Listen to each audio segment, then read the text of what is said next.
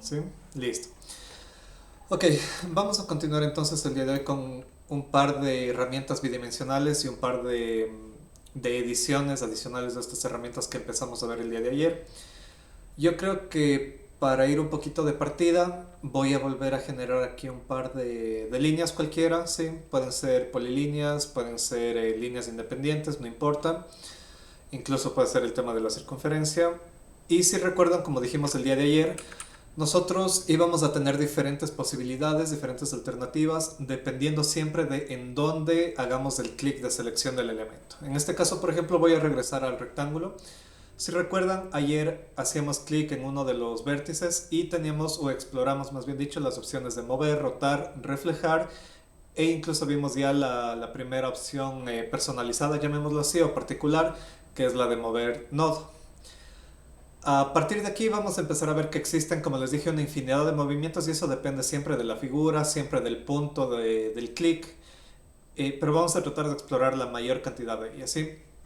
Ahorita de momento, por ejemplo, yo como hice clic en un vértice, me aparece esta nueva opción que es el típico fillet o el chamfer que también lo teníamos en AutoCAD, es decir, el redondeo o la diagonal, el biselado prácticamente que nos permitía AutoCAD. Vamos a ver que el fillet en este caso es el redondeo, lo único que nosotros hacemos es ingresar el valor del radio, le damos OK y ya tendríamos aquí hecho el pequeño arco en el vértice.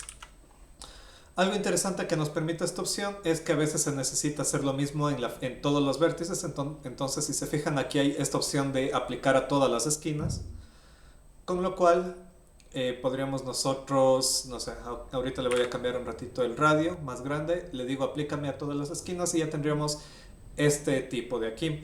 Ahora, en mi caso, como le apliqué un radio excesivamente grande, ¿qué pasó? Solo el programa automáticamente reconoce que solo dos esquinas pudieron cumplir con el objetivo, con lo cual las otras dos esquinas se van a mantener uniformes o como fueron de origen.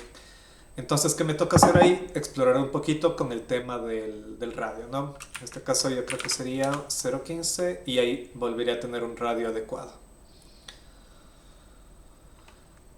Bien, lo mismo ocurriría con el chamfer, por ejemplo, si es que yo vuelvo a elegir la herramienta. El chamfer, como digo, es el biselado. Aquí lo único que varía es que ya no elegimos el radio del redondeo, sino elegimos la distancia del chaflán. Y de igual forma podemos aplicarlo a todas las esquinas si es que sí lo quisiéramos. ¿De acuerdo?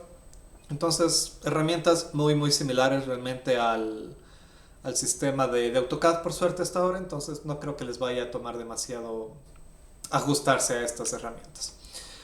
Si seguimos viendo, por ejemplo, creo que la última que nos queda en uno de los vértices es que también nos aparece esta última herramienta de desplazamiento o esta prácticamente haría el símil al offset de AutoCAD, en la cual ¿qué hacíamos? Tener una figura más grande o más pequeña, pero obviamente con la similitud a la figura original, ¿no? Aquí la idea también es que siempre se ajusten al tema de unidades, ¿no? Por ejemplo, si es que están haciendo, no sé, la referencia de unas gradas, le van a decir que esto sea cada 30 centímetros, acuerden que siempre pueden ingresar una cifra específica en el valor de la Pet Palette, ¿sí? Y también recordemos, o más bien dicho, ¿alguien recuerda cuál era la tecla que usábamos para hacer copias?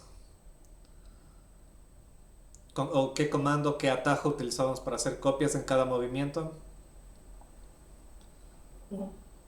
Control. Con control, ¿ya? Una vez control, Seleccionamos exacto. Una vez control es una sola copia. Varias veces control, hacemos varias copias al mismo tiempo, ¿sí?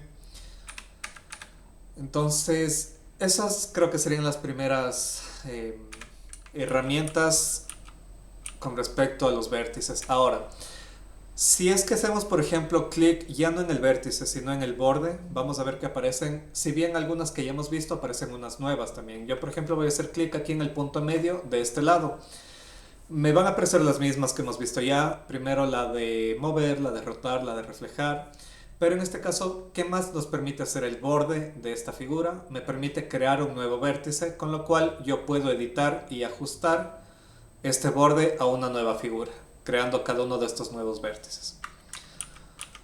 La segunda opción que me permite también este botón es la de redondear el borde. Ahora, en el redondeo suele haber dos sistemas o dos formas, llamémoslo así, de redondear.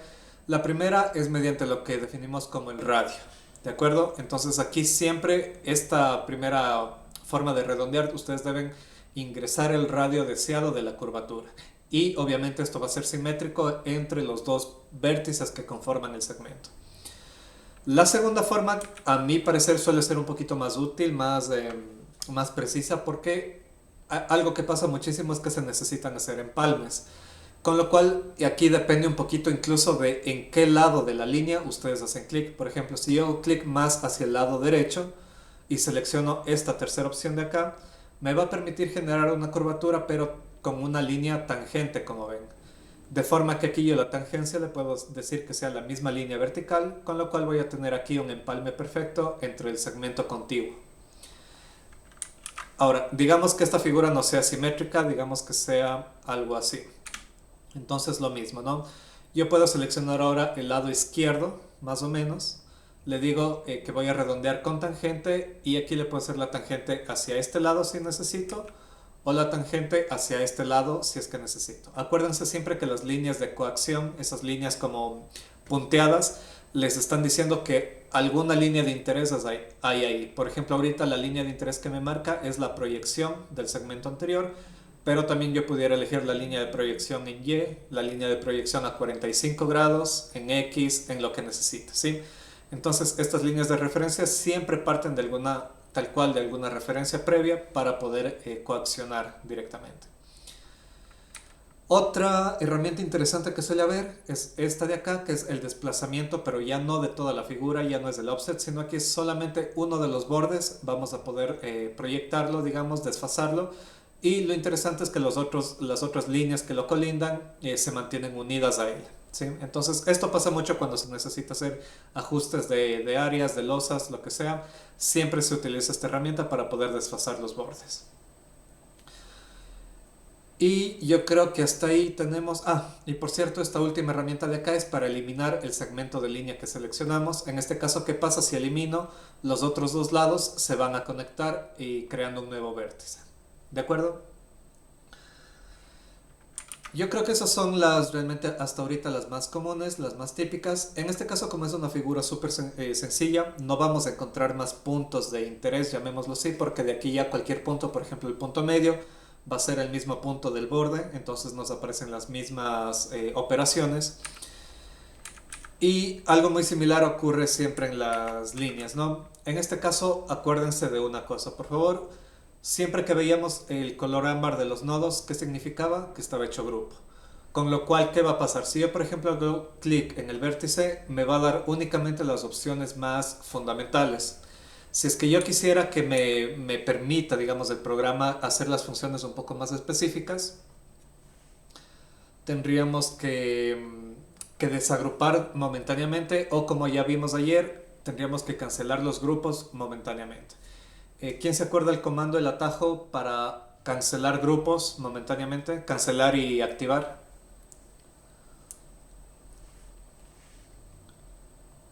A ver, vamos por ahí, estamos con Ivana tal vez, ¿me ayudas?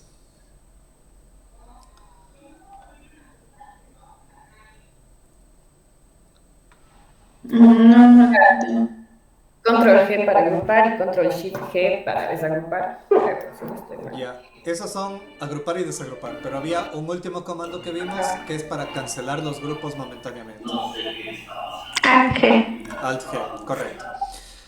En este caso, ¿qué haría? Si presiono Alt G, vamos a ver que puedo seleccionar cada elemento independientemente, pero la ventaja ¿cuál es? Que si yo selecciono varios de ellos, por ejemplo, voy a seleccionar estos tres segmentos de líneas y hago clic en el vértice, ahora sí el programa me permite realizar las operaciones más independientes, digamos, más específicas, como es el mover el nodo, el redondeo, el offset, lo que necesitemos. Y lo mismo pasa incluso si hacemos clic en el borde, me van a aparecer las mismas opciones como si fuera una polilínea, pese a que no lo es. Entonces, esto de saber cuándo cancelar los grupos es importante porque a veces están ahí batallando que no les aparecen las líneas y empiezan a hacer cositas manuales, entonces es simplemente este tema de cancelarlo, ¿de acuerdo? Eso sobre todo cuando están trabajando con grupos, tengan esa precaución. Si es que continuamos un poquito en el tema de circunferencia, por ejemplo, ayer también ya vimos qué pasaba con los Pero nodos. antes de que pases, una Sí. pregunta con relación a este alt G para desagrupar momentáneamente. El momento en el que tú dejas de trabajar sobre el elemento, ¿ya vuelve a ser un grupo?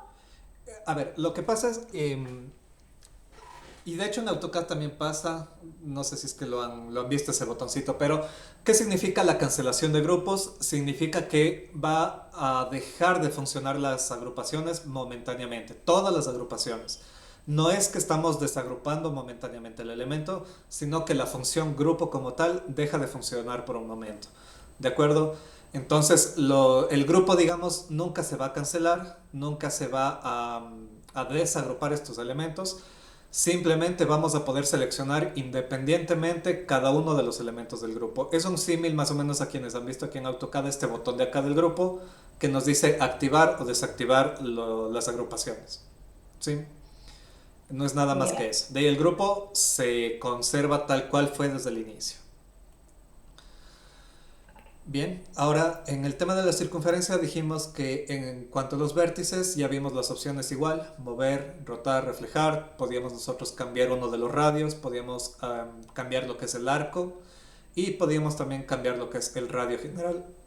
Ahora, ¿qué pasa si es que yo por ejemplo hago clic en el borde?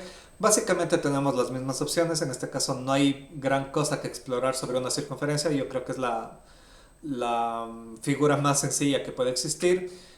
Y de igual forma que otro punto de interés abrir en la circunferencia es el centro quizá, pero como ven el centro mantiene únicamente las operaciones fundamentales. Entonces, hasta aquí yo creo que son realmente las más comunes, las que se van a encontrar en casi cualquier figura, pero eso es importante sobre todo para que tengan agilidad al momento de modelar, para que conozcan bien qué alternativas nomás tienen. Y a mí me gusta mucho partir de la parte 2D porque lo mismo que hacemos en 2D con líneas nada más, vamos a ver qué podemos hacer con los elementos tridimensionales, ¿de acuerdo? Siguiendo un poquito con el tema de herramientas 2D, vamos a aprender una nueva que sería este tema de tramas o en este caso igual sería el símil a los hatch de AutoCAD. Y esta herramienta de trama, prácticamente cómo funciona, tenemos prácticamente tres métodos geométricos. El primero que es mediante puntos. Aquí nada más una aclaración, para que se cree la figura, sí o sí, tiene que ser una figura cerrada, por si acaso, como esto de aquí.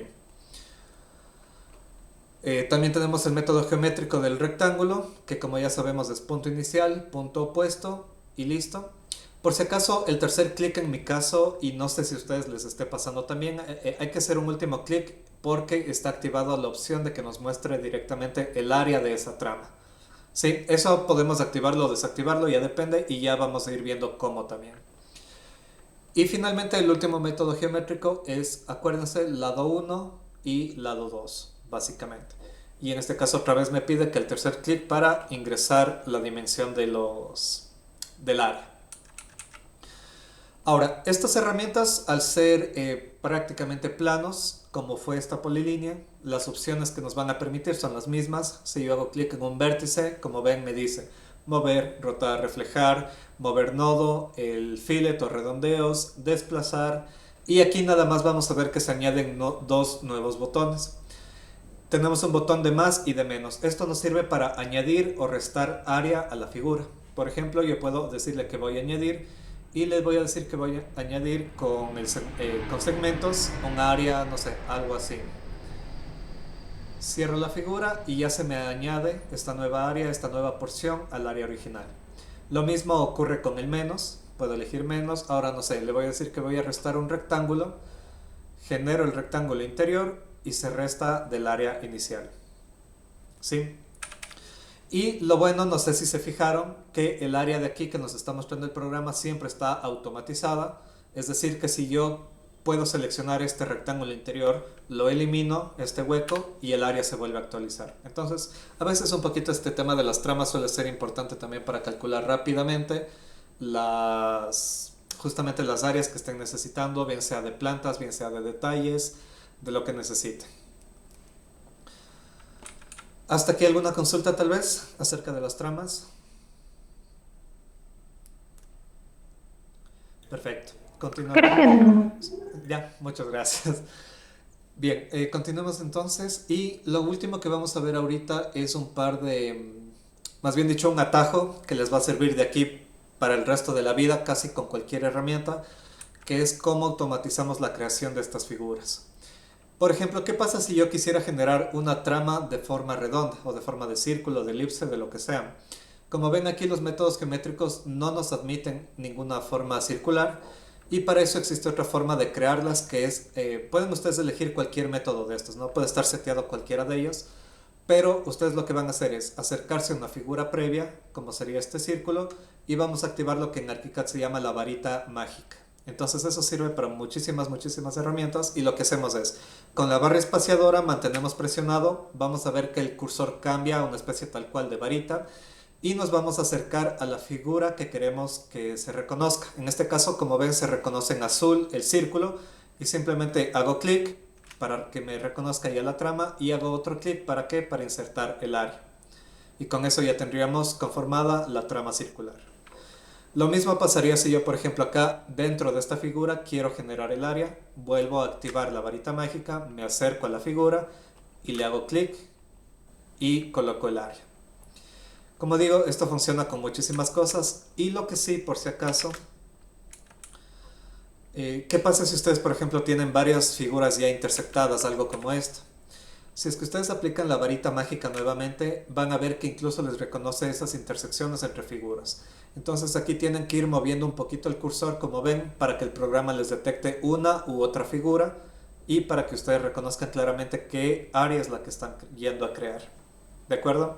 Entonces este movimiento del cursor es importantísimo para que el programa rastree la zona que ustedes van a recubrir.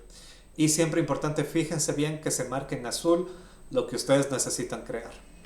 O incluso sería lo contrario, yo pudiera hacer, por ejemplo, voy a seleccionar esta trama, voy a irme al vértice, le voy a decir menos para restar un área y lo mismo me puedo acercar con varita mágica a esta zona y le resto automáticamente ese cuadrado, esa porción del cuadrado, sin estar haciendo movimientos simplemente con los vértices. Digamos que sería una forma más manual de hacer lo mismo. Entonces esto de la varita mágica, ténganle presente de aquí de largo, acuérdense es con la barra espaciadora o space, mantenemos presionado, ¿sí? Porque eso funciona, como digo, con infinidad de herramientas. Bien, ahora sí, yo creo que tenemos un buen compendio de herramientas para poder hacer un par de ejercicios. Vamos a hacer nada más así unas cositas rápidas para que vayan activando sobre todo la imaginación, digámoslo así, de resolución, que eso es algo importantísimo también para tener una buena habilidad de dibujo. Y vamos a empezar con algo sencillo. Les voy a colocar aquí unas dos figuras. Creo que aquí hemos de hacer unas tres y de ahí les voy a mandar el primer trabajito sobre figuras 2D para que lo realicen ustedes. Bien, tenemos estas de aquí. No sé si le avanzan a ver claramente las unidades. En todo caso, vemos la primera figura, es prácticamente un rectángulo casi con un vértice añadido a la mitad y un círculo igual a la mitad. Y acá abajo tenemos ya un poquito más complejo con estos redondeos. Entonces lo que vamos a hacer es tomémonos por favor entre 5 máximo 8 minutitos y resolvamos estas figuras en el programa, ¿sí? El archivo que van a ir resolviendo les voy a pedir que lo vayan ya guardando ahora sí para tenerlo como respaldo para posterior. Entonces inicien nomás, cualquier consulta que tengan, si es que algo necesitan que repita, me avisan y lo hacemos. Tómense el tiempito entonces.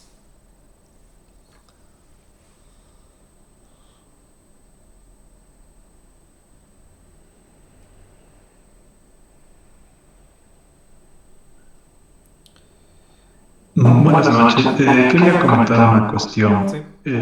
Yo por el día de hoy no puedo realizar esto porque estoy sin mi computadora. Tuve en la mañana en la universidad unos inconvenientes con aplicaciones y tuve que llevar al técnico, entonces mañana no lo entrego.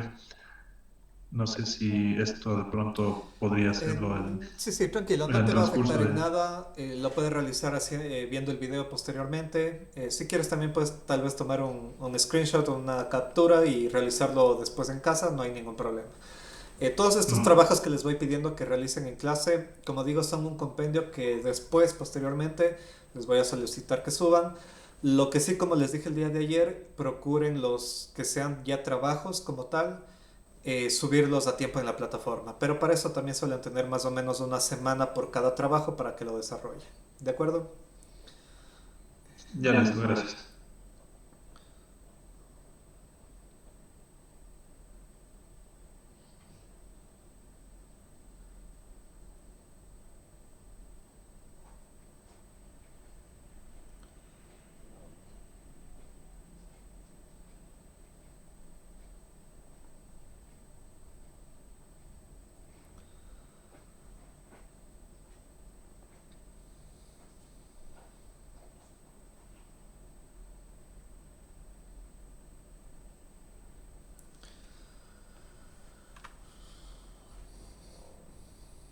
Bien, tratemos de unos 4 minutitos más. Yo creería que no les debe tomar más de eso. Si es que alguien ya lo tiene también, por favor, me avisa para saber que ya van terminando.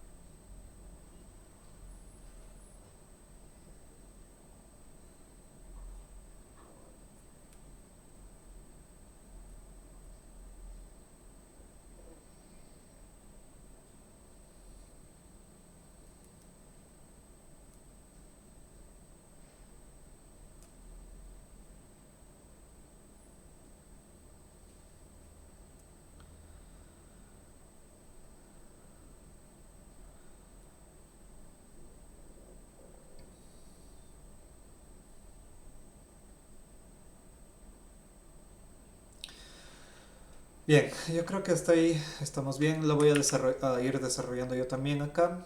Y para que veamos que existen varias alternativas, en este caso voy a empezar con la primera figura.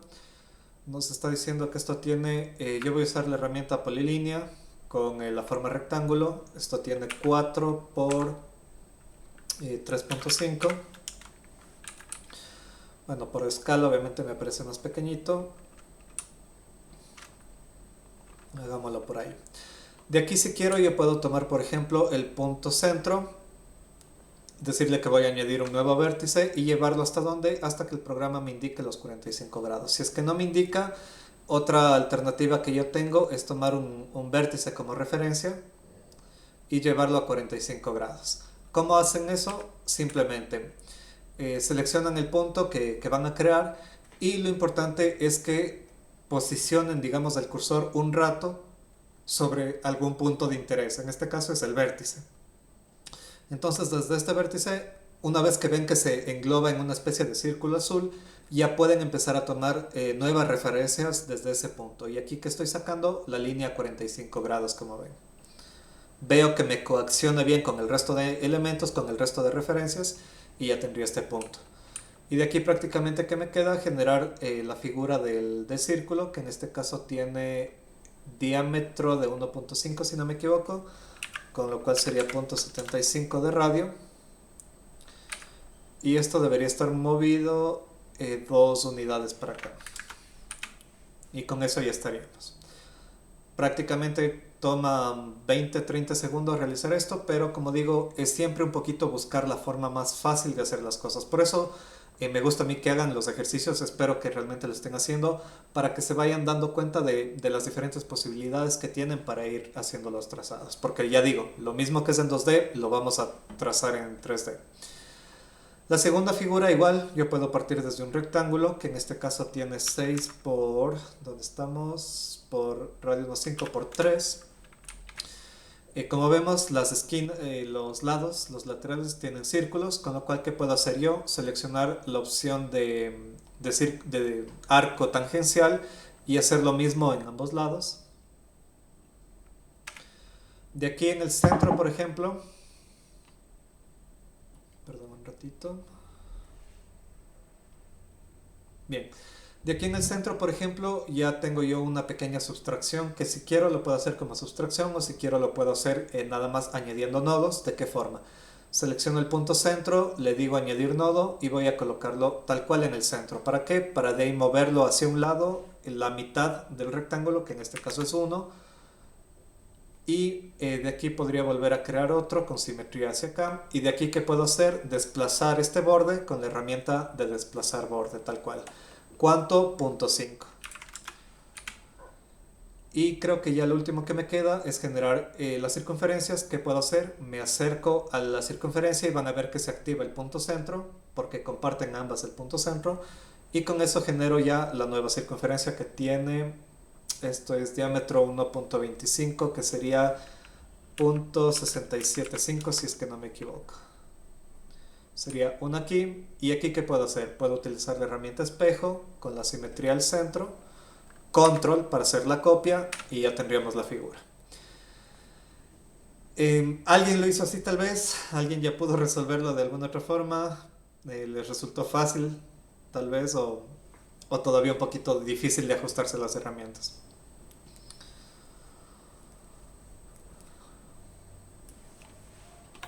Yo me compliqué, pero sí las pude hacer. Listo. También hay varias formas de hacerlo con líneas independientes. Yo siempre prefiero hacerlo como polilínea. Con eso mantienen figuras cerradas, figuras completas. Pero pudieron hacer también temas de hacer un círculo por acá, empezar a unir con líneas, hacer todo el recorrido. Pero eso es lo que quiero que empiecen a activar, digamos, en la mente. Son los procesos que ArchiCAD les ofrece para hacer de la forma más eficiente los trazados. ¿Ya? Eso es lo que necesito que vayamos practicando ahorita. Bien, ahorita les voy a dar nada más una nueva herramienta, llamémoslo así, un nuevo comando, que es en cambio si es que hubieran optado por la segunda opción, tal vez si es que alguien lo hizo así. Es decir, yo pude haber partido del rectángulo de 6x3 y pude tal vez haber hecho aquí la creación de dos circunferencias para hacer los lados, o de dos arcos, digámoslo así. Pude haber hecho este y pude haber hecho este de acá. Si es que nosotros quisiéramos eliminar, o más bien dicho, tal cual la palabra debe ser, cortar alguno de los bordes, nosotros tenemos la opción de, nuevamente, control. Pero ¿cómo funciona? Antes el control lo estábamos usando, digamos, que yo iba a hacer un desplazamiento, es decir, estaba realizando una acción y de ahí presionábamos el control para que se active el más de copia. Ahora, sin necesidad de seleccionar ninguna acción, yo puedo mantener presionado la tecla control y van a ver que el cursor cambia a una especie de tijera. Eso significa que podemos empezar a hacer lo que en AutoCAD se llamaba trim, es decir, yo puedo cortar este borde de aquí y este borde de acá. Como digo, ¿cuál es la desventaja de eso? Que esto se mantiene como tres figuras, bueno, en este caso cuatro incluso, porque estos segmentos ya pasan a ser independientes y serían cuatro figuras independientes. Entonces era otra forma de llegar a lo mismo, pero como ven es con más pasos y con el nuevo comando para corte. Acuérdense mantener presionado la tecla control. Bien, vamos a hacer una última figura aquí en clase. Y de igual forma les voy a pedir que en unos minutos la intenten desarrollar. Cualquier consulta me avisan. Y lo que sí les prevengo, esta figura, al menos yo la consigo haciendo en dos segmentos de líneas diferentes o en dos polilíneas diferentes. Si es que ustedes logran llegar a esto en una sola, que mejor, pero mínimo, ya les digo, usualmente suelen ser dos. Veamos ahí un poquito la creatividad. Aquí van a tener que hacer un poquito de cálculos de ángulos complementarios, ángulos suplementarios creo que también. Entonces vamos recordando un poquito los primeros conceptos de dibujo técnico, ¿sí? Para este tomémonos máximo yo creería unos 10 minutos, por favor. Igual, cualquier consulta que tengan me avisan nomás.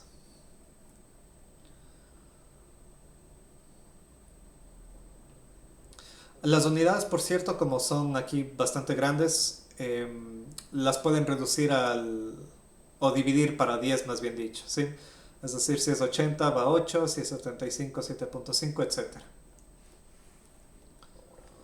Porque si no les va a salir un dibujo enorme también.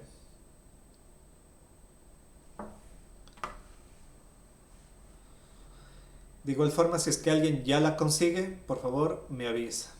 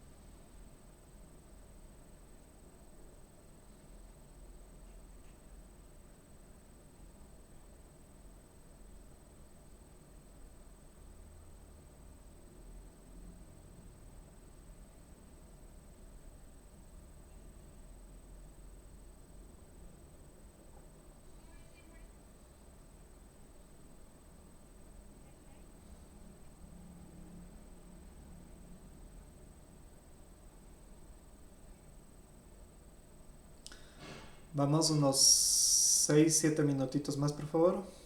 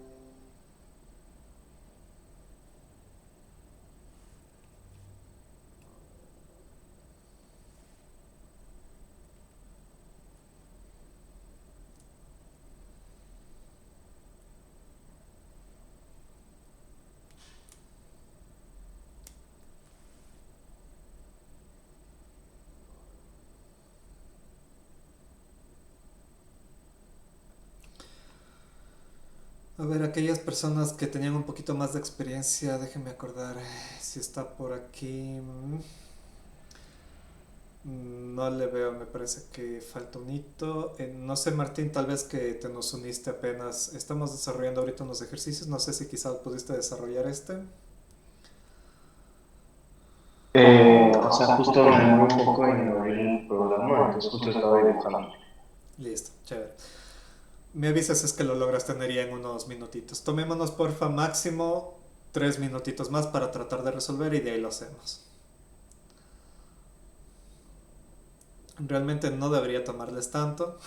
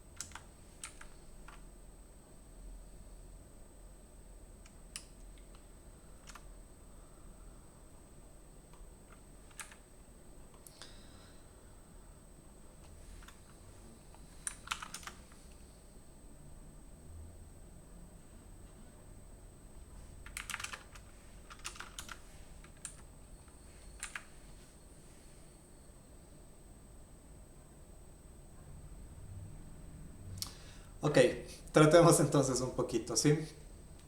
Si gustan, véanle y vayan comprobando con lo que ustedes estaban haciendo. Bien, yo creo que voy a empezar un poquito por acá tal vez, antes del arco. O no, voy a empezar por acá quizá. Bueno, aquí es prácticamente una polilínea la que voy a usar de varios segmentos. Como ven, hacia acá voy a tener los 5 y yo le voy a dividir a 10 como dijimos. Hacia acá, ¿qué va a pasar? Si se fijan con respecto a qué línea de referencia me está seleccionando el ángulo, es con respecto al eje X positivo. Con lo cual, ¿qué significa? Que yo necesito aquí el ángulo complementario de los 180. Como me dice que el interior ya tiene 105, me estaría faltando los 5,75 prácticamente. Entonces, aquí, ¿qué le debo decir? Que necesito 115 unidades, es decir, 11,5 en mi caso. Hago Tab para cambiar el ángulo y le digo 75 grados.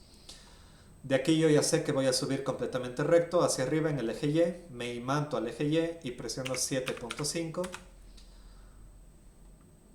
Perdón, creo que le di mal la unidad, 7,5. Sí. De ahí tengo acá lo mismo, 7,5, 2,5. Aquí ya prácticamente todos son rectas. Acá vendría 8, nuevamente 2,5, aunque aquí si se fijan yo ya no tengo que ingresar la medida. ¿Por qué? Porque me aparece la línea de referencia que viene desde allá. Simplemente coacciono la línea vertical del eje Y con la línea de referencia de allá. Vengo hacia acá, 130 unidades, en este caso 13.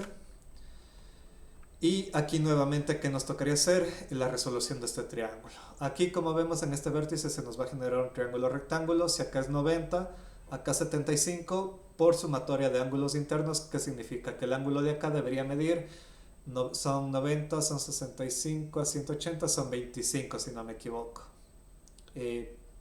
No, perdón, 15. Entonces acá, como ven, el ángulo que me está referenciando es con respecto al eje X negativo, pero por eso es que yo necesito el ángulo interior de ese triángulo. ¿Qué le digo al programa entonces? Que necesito 17.5 unidades a 15 grados. Bien, y por último, a ver, aquí creo que me falta también este ángulo. Hacia abajo serían los 75, pero ahorita no sabemos a cuánto está esto, a menos que sea un ángulo recto. Yo creo que sí, me va a tocar quedar hasta aquí porque me está faltando ya información de cuánto mide este ángulo adicional. Entonces con esto yo tengo aquí mi primer segmento. Como les decía, casi siempre yo lo hago en mínimo 2 diferentes. Y yo creo que ahora puedo partir por acá tal vez. Le voy a dar inicio aquí y le voy a decir 6 unidades para acá. Tenemos 135 hacia abajo, perdón, 13,5. Hacia acá le voy a hacer los 3. Y aquí hay un pequeño espacio que si gustan le podrían hacer una especie de cajita, no importa. O si gustan le podrían hacer una línea recta, como prefieran. Yo le voy a hacer aquí una pequeña caja de 1 por 1 por 1. Continúo 6 para acá. Y nuevamente me encuentro con otro triángulo rectángulo, ¿no? Nuevamente con respecto a donde me pide el ángulo, al eje X positivo. Con lo cual, si acá mide 60, acá son 90, el de acá mide por ende 30 grados, ¿no? Y aquí son 100 unidades a 30 grados. Perdón, serían 10 unidades. 10 unidades a 30 grados, correcto. Ahora bien, este círculo es bastante peculiar porque nosotros tenemos varias alternativas cuando estamos trazando. No sé si se fijaron durante el trazo, pero ustedes tienen aquí nuevamente la Pet Palette con nuevas opciones de trazado. Y aquí, por ejemplo, la primera opción nos está diciendo que estamos haciendo simplemente líneas o segmentos rectos. Pero en el mismo trazo ustedes pueden tomar la segunda opción, que es, por ejemplo, para curvaturas. Y lo interesante de esta curvatura es que ustedes pueden hacer una curvatura empalmada al segmento de recta anterior, sea a donde sea que estiren, digamos, esta curva, ustedes garantizan que están empalmada a la recta anterior. Con lo cual, si se fijan aquí, ¿qué es lo que yo debo definir? Es prácticamente la cuerda que me conforma esta recta. Que me conforma este arco. Entonces aquí yo conozco el ángulo de esto, yo conozco la longitud de la cuerda, con lo cual yo puedo hacer, digamos, todo este trazado al unísono. Y en este caso, ¿qué sería? El ángulo me está haciendo correspondencia con respecto a dónde, a esta línea de proyección, si se fijan. ¿Eso qué significa? Que yo debo hacer el ángulo complementario a 60 más 75 y lo que me reste. Que eso serían 135, son 5, son 45 grados prácticamente. Entonces aquí, ¿qué hago? Ingreso 15 unidades, tab 45, y ya tengo el último punto que era el más difícil, creo yo. De aquí puedo volver a decirle que quiero segmentos rectos, y aquí vendría simplemente hacia un lado 5. Y, no, este ya creo que lo hice en el anterior, sí. Este ya no necesito y ya puedo cancelar el trazado. Con eso, ¿qué puedo hacer? Puedo mover todo este segmento acá y ya tendríamos prácticamente la figura resuelta, porque lo único que nos queda es resolver la parte de acá que no contábamos con la información necesaria.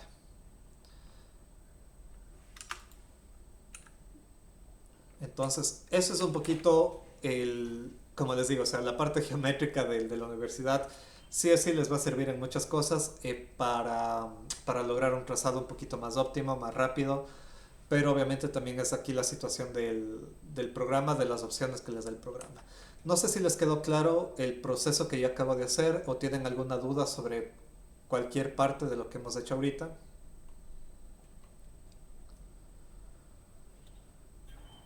No, todo muy claro. ¿Sí? Ahora, bueno, el truquito sobre todo estaba en esta parte, ¿no? Ustedes cuando crean la polilínea, Fíjense siempre en su Pet Palette porque muchas veces les trae más opciones de las que uno cree. Por ejemplo, ahorita, ¿por qué está desactivado mi segunda opción? Es porque no tiene un segmento de recta previo para poder generar el empalme. Entonces, mínimo necesito tener un segmento para así activar la opción de empalmado. Otras opciones que nos presenta el trazado de polilíneas es, por ejemplo, el generar curvaturas, pero mediante lo que es ¿cómo se llama? Un arco, una cuerda sería más bien esto de aquí. Pero este, si se fijan, ya no se empalma directamente al anterior. También tenemos la opción de hacerlo mediante tres puntos o dos cuerdas, básicamente. Y finalmente tenemos la opción de hacerlo mediante un punto centro y el radio. Entonces, todas estas opciones ustedes tienen disponibles para hacer sus trazados lo más rápido y lo más flexible posible, que se ajuste a cualquier ocasión, básicamente. Esto nos va a servir muchísimo, ya vamos a ver después en el tema de estructuras complejas. Hay muchos ejercicios que pueden ser así ¿cómo sería? De irregulares, entonces por eso hay que ir un poquito ya activando esta parte del cerebro, que sería como que esta imaginación, esta crítica, esta lógica incluso de los procesos que nosotros podemos concebir en el programa. De acuerdo, entonces hasta ahí vamos a hacer la parte práctica del 2D. Ahorita lo que les voy a mostrar es, como les dije, el primer ejercicio. Esto, repito, guárdenlo por favor para después, le guardan nomás el archivo y vamos a ver el primer trabajo que les va a quedar pendiente. Acabamos de hacer estas tres figuras de aquí y yo lo que voy a hacer es, bueno, de hecho ya van a tener subido en la plataforma estas tres figuras adicionales, pero únicamente se les va a solicitar que realicen dos de ellas, ¿de acuerdo? Puede ser, por ejemplo, esta de aquí, si es que gustan jugar un poquito más con el tema de curvaturas y empalmes. Puede ser esta de aquí, que es relativamente sencilla, por ahí quizá un poquito les haga sufrir sobre todo esta parte baja, esta como panza, llamémoslo así. Y finalmente esta que igual no tiene mayor complejidad. Esto es más que nada la combinación de diferentes elementos, la composición de diferentes elementos. Entonces cualquiera de estas, eligen dos y la realizan por favor en un archivo individual, ¿sí? Ahora, en la plataforma, por si acaso, ténganle mucho ojo porque, por ejemplo, para la parte 1 de estos trabajos, ustedes van a tener varios links. Por ejemplo, se van a fijar que uno de los links tiene este símbolo como de un clip, significa que es un archivo adjunto, con lo cual aquí ustedes van a encontrar estos tres ejercicios para el deber. Van a ver también uno que es una especie de lápiz sobre una hoja y aquí dice TAF. El TAF significa que es el trabajo autónomo final, que en este caso es final del módulo 1 y es el tema del dibujo bidimensional, ¿de acuerdo? Y por si acaso también que sepan, ustedes tienen activo lo que es siempre una casilla de dudas y consultas. Ustedes esto lo pueden utilizar a manera de foro, de forma que durante su trabajo autónomo, si es que se les viene cualquier inquietud en el trabajo, lo pueden ir realizando aquí y se puede ir generando una discusión, o para que el resto también vea si es que por si acaso tuvo la misma duda, el mismo inconveniente, lo que sea. En el último van a encontrar lo que es la grabación de la clase. Esto, como digo, va a estar disponible más o menos por semana entre sábado y domingo, dependiendo de las clases. ¿De acuerdo? ¿Alguna consulta hasta aquí tal vez?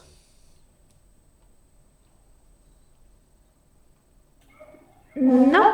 ¿Claros? ¿Todos? Muy bien. Listo. Ahora, yo creo que hasta aquí podemos parar esta primera parte.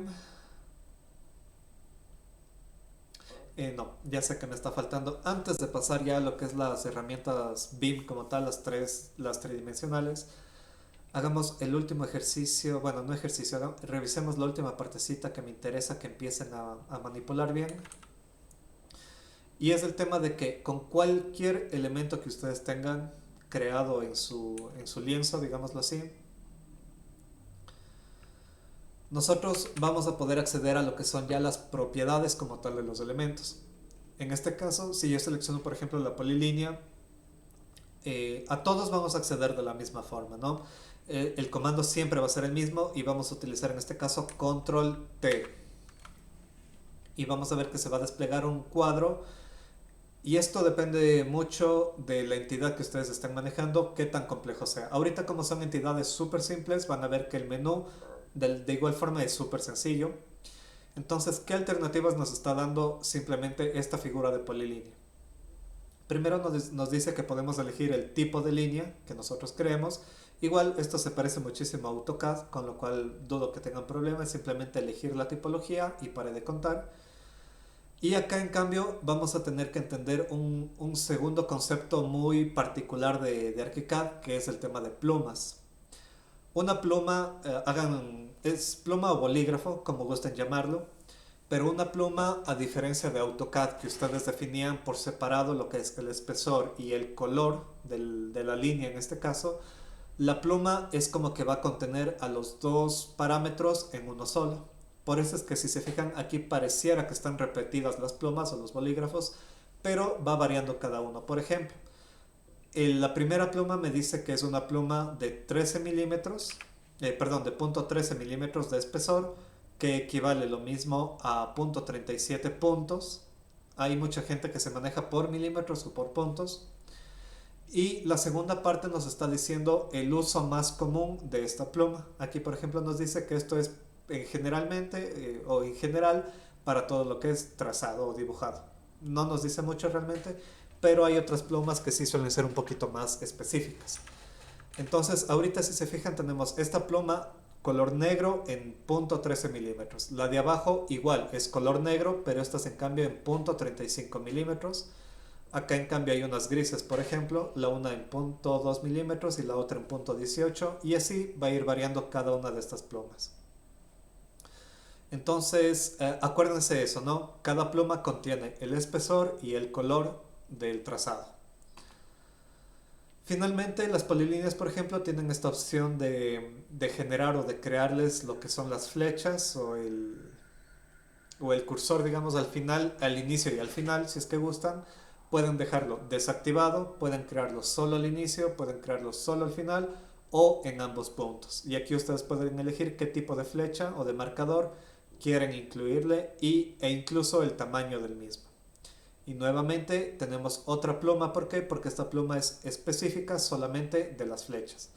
Yo por ejemplo voy a generar aquí esta flecha de acá para que se vea. A esta pluma le voy a elegir en naranja de momento y esta pluma le voy a decir en verde. Le doy OK. Ya, como esto no estaba separado, me parece. Claro, tengo que volver a activar acá la flecha. Y ahí sí tendríamos lo que es flecha al inicio y flecha al final del segmento. Como era una figura cerrada, el programa no reconocía ningún principio ni final.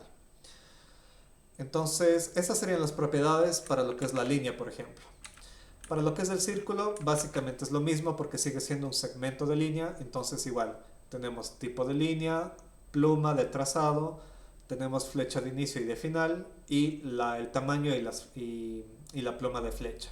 A estas propiedades de acá de momento no le tomen en cuenta, ¿sí? Déjenlas nada más ahí, ya eso hemos de ver en el segundo módulo sobre todo. Ahora, la trama ya es un elemento un poquito más complejo, obviamente, entonces si es que yo accedo, por ejemplo, a las propiedades de esto, acuérdense, control T, vamos a ver que nosotros tenemos ya un poquito más de opciones. Primero, ¿qué nos dice el programa? Nos dice que podemos quitar o añadir lo que es el perímetro. Es decir, si yo desmarco esta casilla de aquí, voy a quitar lo que es la línea de borde, con lo cual mi trama se va a ver solamente así. Igual, si es que la dejo activado, ¿alguien una consulta tal vez ahorita?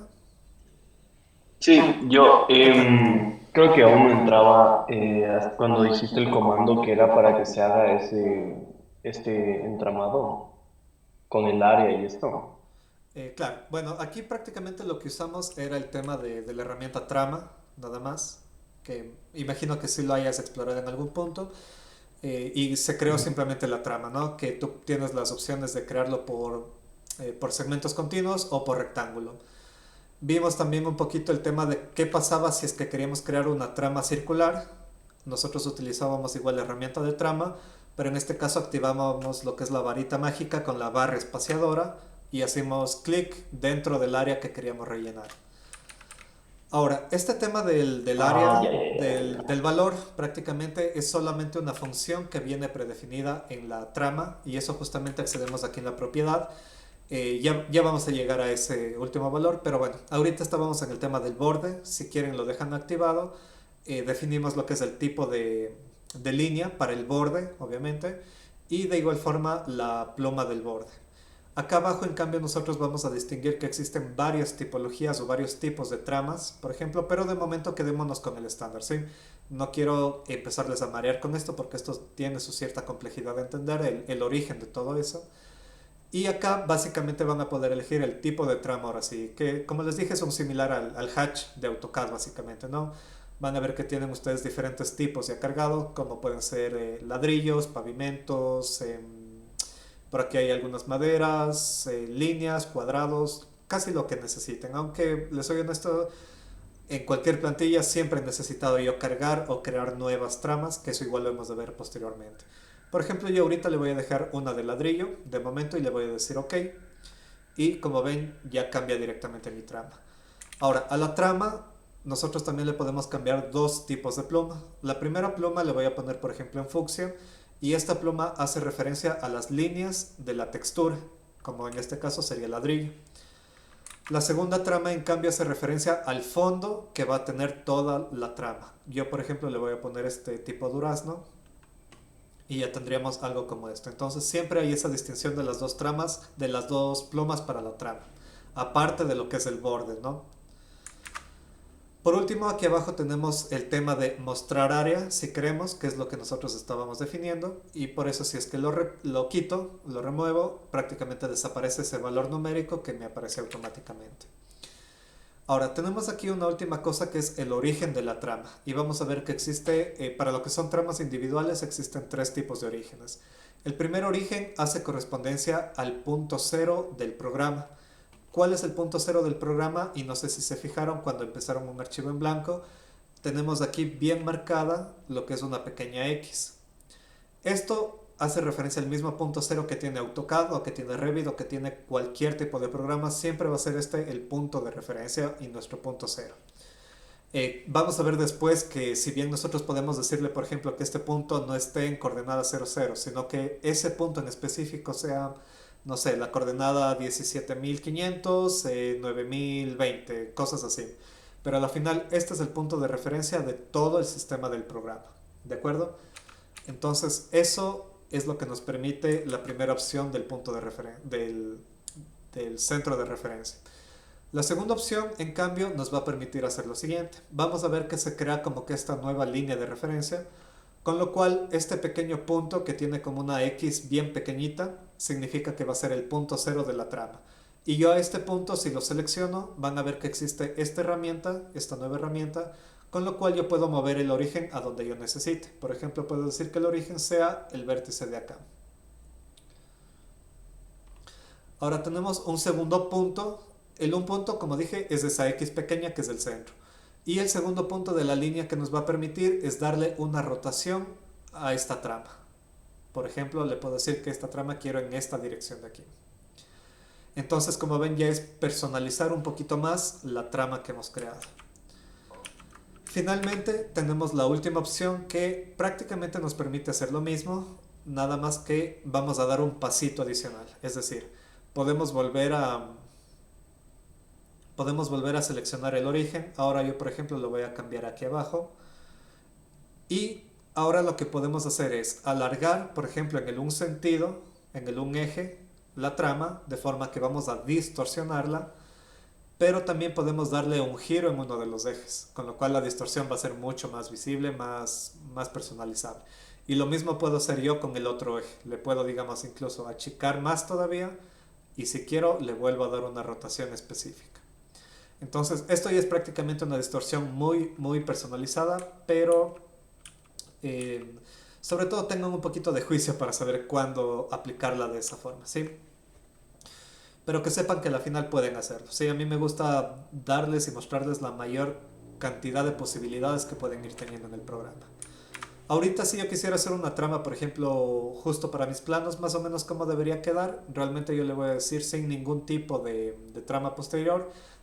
Ah, por si acaso, en el tema de plumas, no sé si se fijaron que hay estos dos iconos de acá del fondo. El primer icono, que lo ven aquí, que está tachado como un círculo tachado, eso significa que no va a existir nada en esa área, ¿sí? Es decir, va a ser totalmente vacío. El segundo icono en cambio se llama display o background. Y en este caso, no sé, eso sí no se usa mucho en AutoCAD, pero existen los que se llaman los whip out. No sé si han escuchado ese término en AutoCAD. A la final, ¿qué es un whip out? Es un fondo blanco, digámoslo, que lo que hace es transparentar para que se vea el fondo de la pantalla. Por eso es que se llama window background o el, como les dije, el display, básicamente. Entonces, siempre que elijan esta opción de acá y ustedes, digamos, exportan algún rato a AutoCAD, todo aquello que tenga este display va a aparecerles como un whip out en AutoCAD. Entonces tengan por ahí también un poquito de cuidado. Yo creo que ahorita lo que voy a hacer es realmente dejarle con esto más bien, con el whip out, y a lo que es la línea de la trama como tal le voy a dejar con un gris bajito. Con lo cual ya podría tener algo así, que es una mejor representación para los planos. Aunque ya vamos a ver que eso sí depende muchísimo de cómo sea su flujo de trabajo. Ahora sí, yo creo que con eso vamos a terminar por ahora la parte 2D. No sé si tienen alguna consulta hasta aquí de todo lo que hemos visto para dar ahora sí el salto a la parte tridimensional. Puede ser de lo que vimos ayer, de lo que vimos hoy día, no importa. Cualquier consulta ahorita es bienvenida. Y si no, pasamos nomás.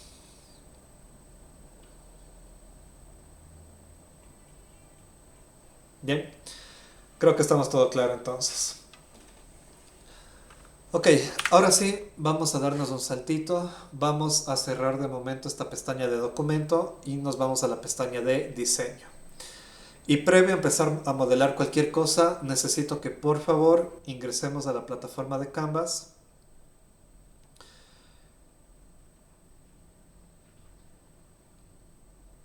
Y vamos a lo que es la sección 1 de nuestro curso. Aquí ustedes van a ver que existen estos enlaces de interés y el que me interesa que accedan ahorita es este de acá que se llama las guías UBIM. Vamos a explorar un poquito primero qué es esta Building Smart, por qué va a ser nuestro referente y, eh, y sobre todo más o menos qué nomás pueden encontrar aquí o con qué recursos pueden contar en esta página, ¿de acuerdo? Entonces, a ver, permítanme un ratito. Listo. Por si acaso, accedan nomás desde la plataforma porque ahí están todos los links que vamos a ir viendo. Ok, hablemos un ratito sobre la Building Smart entonces. Como ven, bueno, en este caso estamos con la Building Smart de España porque es el referente internacional en español, nada más. Existe la Building Smart tanto en inglés como en español, por si acaso. Y a la final, si se fijan aquí hay esta pestañita de qué es, nos dice, perdón, no queremos qué es BIM, queremos acá sobre la asociación. Y bueno, la Building Smart es a la final una asociación sin fines de lucro usualmente, pero ellos lo que están haciendo es estandarizar todo lo que es la parte del mundo BIM y sobre todo la parte del Open BIM. No sé si recuerdan que vimos un poquito acerca del Open BIM en la primera parte, en la primera introducción, y a la final Open BIM es lograr concebir modelos BIM sin, no sería sin necesidad, pero sin depender de lo que son los softwares de autoría. Entonces, eso es un poquito el enfoque que tiene la Building Smart. Por eso es que aquí ustedes van a encontrar un montón de estandarización de lo que serían las prácticas correctas de una buena modelación BIM. ¿De acuerdo? Eso nada más para que lo tengan en mente como una generalidad del por qué nos vamos a referenciar a lo que es la Building Smart. Ahora, como les decía, bueno, aquí ustedes pueden encontrar igual un poquito de los conceptos de qué es BIM, qué es Open BIM, por qué existe. Aquí, por ejemplo, nos muestran todos los formatos de Open BIM que se suelen necesitar. Existen varios recursos que de hecho aquí es a donde tenemos que acceder y si se fijan aquí está lo que más nos interesa el día de hoy que son las guías UBIM. No sé si es que todos pudimos acceder a este link de aquí, si es que estamos de aquí con las guías, si me ayudan confirmando. Esto sí les agradezco si me confirman todos, si es que lograron acceder.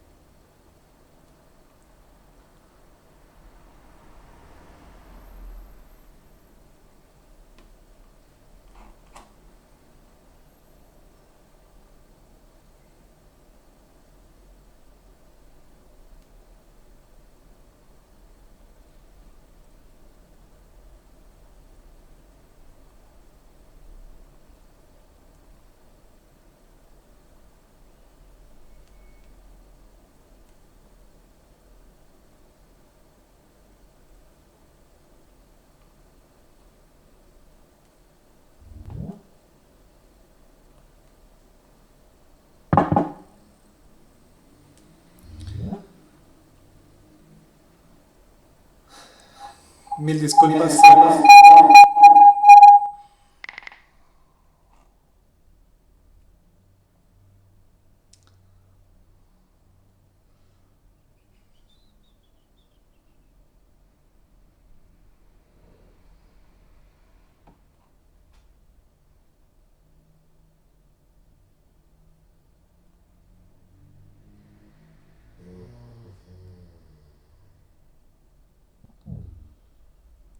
Bien, creo que ahí se me escucha bien, por favor, si me vayan confirmando, no sé, se me fue un ratito Sí, ya se escucha mejor. el internet y no sé hasta qué parte lograron escuchar, perdón, creo que me fui un poquito de corrido y ya se me había ido.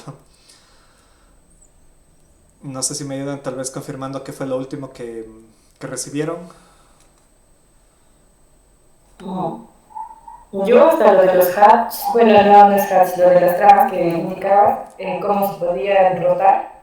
Ya, Con la X. ok. ¿Alguien vio la parte de la Building Smart? No. ¿Nadie? Ok, entonces empezamos por ahí. Bien, les comentaba un poquito que, a ver, lo que vamos a hacer de aquí es irnos ya a lo que es el referente internacional, ¿sí? Para eso les decía que nuestra plataforma del Canvas vamos a poder encontrar, permítanme un ratito, ay, ¿de dónde se me fue? Ya, acá estábamos, sí. Aquí en el Canvas ustedes en todo su diseño van a encontrar en la sección 1 la parte de enlaces de interés. Lo que me interesa ahorita es que accedamos un ratito a la Building Smart y sobre todo el que más me interesa son estas de acá abajo, las guías UV. ¿Sí? Entonces si ingresamos a estos enlaces, ¿qué va a pasar? Déjenme vuelvo a ingresar desde cero. Por ejemplo, si ingreso a la Building Smart, puedo arrojarme aquí directamente al enlace tal cual. Y prácticamente esto va a ser nuestro referente internacional para todo lo que son entidades BIM. ¿De acuerdo? ¿Qué es la Building Smart? Si ustedes se fijan aquí, tienen un poquito sobre la asociación, sobre quiénes son. Creo que no está proyectando Compartirlo. Ya, muchas gracias. No sé si ahí tal vez ya le pueden visualizar. Sí, ahí ya. Chévere. Sí, ahí sí. Entonces sí, como les dije aquí los enlaces los tienen en la sección 1. Igual, les agradecería si es que me ayudan confirmando todos que tengan acceso a esta parte de aquí, porque si no le aparece a alguien sería un poquito raro. Entonces, ingresemos. Sí, Confirma también. confirman. Ya, muchas gracias. Entonces, a la final, ¿qué nos dice que es la Building Smart? No sé si es que alguien ya ha escuchado sobre esta entidad antes, quizá, o tienen algún conocimiento sobre qué trata. No, yo no. ¿Nadie? Listo. Ok, la Building Smart, bueno, si se fijan ahorita nosotros tenemos la Building Smart de España porque es el referente en español. Van a ver que ustedes la pueden encontrar tanto en inglés como en español, pero es la misma asociación a la final. Usualmente es una asociación que no tiene ánimos de lucro, pero es el referente internacional de estandarización de lo que son proyectos BIM. Aquí ustedes van a encontrar sobre todo las diferentes herramientas, mecanismos, metodologías y tal cual como dije, los estándares de cómo debe ser concebido un modelo BIM adecuado. ¿Para qué? Para un trabajo, llamémoslo, de coordinación o de valor internacional. ¿Sí? Es decir, no es una obligación que usen esto cuando estén usando BIM, pero sí es una obligación sobre todo cuando quieran ustedes lanzar un proyecto 100% Open BIM sobre todo. La Building Smart siempre va a tener un poco más ese enfoque al Open BIM. ¿Qué es el Open BIM? No sé si recuerdan que ayer lo tocamos muy apenitas, pero era la posibilidad de concebir los modelos BIM sin necesidad de depender al 100% de los softwares nativos o de autoría. ¿Cuáles son los softwares de autoría? Es ArchiCAD, es Revit, es justamente el Rhino, por ejemplo, que también es considerado un software BIM. Y bueno, existen muchos otros que pueden ser incluso de licencias gratuitas. Entiendo y no sé si han escuchado que por ejemplo el software Blender, que es un modelador súper potente en muchas cosas, empezó ya a implementar lo que es BIM hace algunos años. Entonces, la cosa del OpenBIM, ¿cuál es? Que cada uno tenga libre elección sobre qué modelo elegir para su modelo, eso, perdón, sobre qué software elegir para su modelo, y lo importante es que en su programa de autoría lo modelen con los estándares normales para que para después poder exportarlos y unirlos todo en lo que llamamos los modelos a veces federados, modelos integrados, lo que necesitemos posteriormente en OpenBIM. Bueno, eso como un chiquito resumen realmente porque es súper extenso la parte de la Building Smart, pero lo que nos interesa por ahora es irnos a la partecita de recursos. Y aquí van a ver que tienen las guías UBIM. Dentro de las guías UBIM, ustedes van a ver que existe este compendio de aquí, que son, digamos, pequeñas pastillas de cómo hacer correctamente todo lo que ven aquí. Entonces, si se fijan, hay la parte general, que es como una introducción general a todo lo que es el mundo BIM. Está el estado actual, por ejemplo, y creo que justo ahí faltó, si no me equivoco, Nati, si no me equivoco, que era la parte patrimonial. Le interesaría mucho saber cómo debe concebirse un modelo cuando están trabajando con las fases de rehabilitación, porque usualmente trabajamos con lo que es estado actual, demolición y estado proyectado o algo así.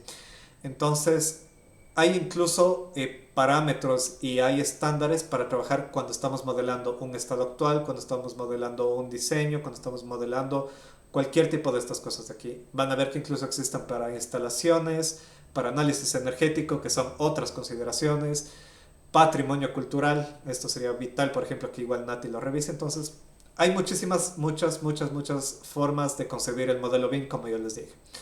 ¿Cuál nos va a interesar realmente a nosotros por ahora? Va a ser esta de acá, la D3, que es diseño arquitectónico, que es más o menos a donde nos vamos a enfocar. Si es que ustedes hacen clic en el icono, básicamente se les va a descargar ya tal cual el archivo. Yo en este caso ya lo tengo por aquí, entonces permítanme abrirlo para que lo vayamos revisando, pero sería bueno que ustedes también ya lo tengan descargado para que puedan acceder a él sin problema. Ok, aquí tengo mi guía UBIM, diseño arquitectónico. Bien, entonces aquí, bueno, a la final la guía que está haciendo es un pequeño introductorio también.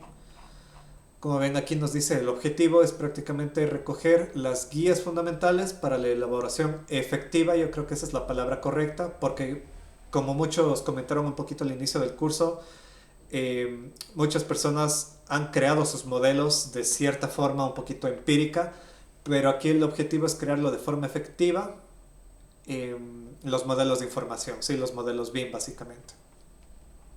Esto yo les recomiendo que se vayan echando una leída un poquito más a profundidad, ya cada uno en sus hogares, pero aquí vamos a ir revisando sobre todo las partes que más nos van interesando para el objetivo de hoy, ¿de acuerdo? Y acá empezamos ya como tal con el diseño arquitectónico. Entonces, previo a seguir con esto, vamos ahora sí ir yendo del ArchiCAD a la norma, de la norma al ArchiCAD, vamos a estar en un vaivén. Y vamos a ver que lo primero que nos dice es los fundamentos, ¿sí? En el 3.2. Entonces, esto es las primeras cosas, las primeras consideraciones que debemos empezar a hacer en ArchiCAD. Bueno, nos dice aquí que las geometrías y el nivel de información del modelo varía entre las fases, que es justamente lo que les decía, que varía muchísimo dependiendo del objetivo del modelo. Y bueno, bla, bla, bla, que la geometría necesita diferentes requisitos a la final. Ahora, acá como primer requisito que nos está mostrando son coordenadas y unidades. Las coordenadas de momento no las vamos a tocar, pero sí el seteo de las unidades. Para eso vamos un ratito a ArchiCAD y vamos a aprender a configurar todo esto. Entonces de intro, las unidades las tenemos en la pestaña de opciones. Nos vamos a ir a la parte que dice preferencias de proyecto. Y aquí van a ver que la primera pestaña nos muestra las unidades de trabajo. Aquí ustedes se van a fijar que existen tanto las unidades del modelo, pero también vamos a ver que existen otras unidades que están enfocadas más bien a lo que son cotas, por ejemplo, a lo que son cálculos, que eso ya las vamos a ir adentrando un poquito posterior. Ahorita lo que nos interesa son las unidades de trabajo. Y están obviamente separadas en lo que son metros lineales, longitudes lineales. Tenemos lo que son áreas, lo que son volúmenes, lo que son ángulos y finalmente lo que son la diagramación. En este caso sí, como trabajamos acá en nuestro medio, lo más común es tener la unidad de longitud en metro. Yo les recomiendo personalmente que mínimo trabajen con 3 decimales, pero ya si es que van a trabajar un proyecto a un nivel de detalle súper específico, les recomiendo que incluso lo trabajen con 4 decimales, que sí se puede llegar en ocasiones a necesitar. Yo creo que de momento le voy a dejar en 3 decimales. Las áreas, en este caso sí, las voy a utilizar en metros cuadrados y aquí tal vez sí con 2 decimales me basta. Igual acá en metros cúbicos 2 decimales creo que está bien. Los grados los vamos a trabajar en grados decimales. Igual yo creo que 2 decimales estamos bien. Y finalmente mi lámina, yo usualmente me acomodo trabajando en milímetros, pero si alguien prefiere en centímetros, en metros, en lo que sea, pues simplemente lo van seteando a su gusto. Como dije, yo lo voy a dejar en milímetros con un decimal. Sí. Eso sería prácticamente lo que necesitamos aquí. Le voy a dar OK y con eso ya nos queda bien configurado la primera parte, digamos, de unidades. ¿Pudimos todos acceder a ese primer panel? ¿Alguna inquietud sobre esto? Bien. Continuamos entonces. Ahora, aquí por ejemplo nos empiezan a dar lo que son recomendaciones. Y aquí es donde me gustaría que ustedes entiendan que si bien estas guías nos dan las pautas para lograr el mejor modelo posible, no es que sean obligatorias al 100%.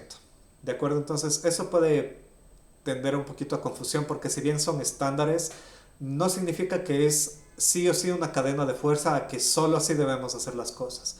Porque cada proyecto suele ser siempre un poquito diferente, necesita particularidades y por ahí van a ir variando cositas. Pero estas son las recomendaciones para lograr el mejor modelo posible.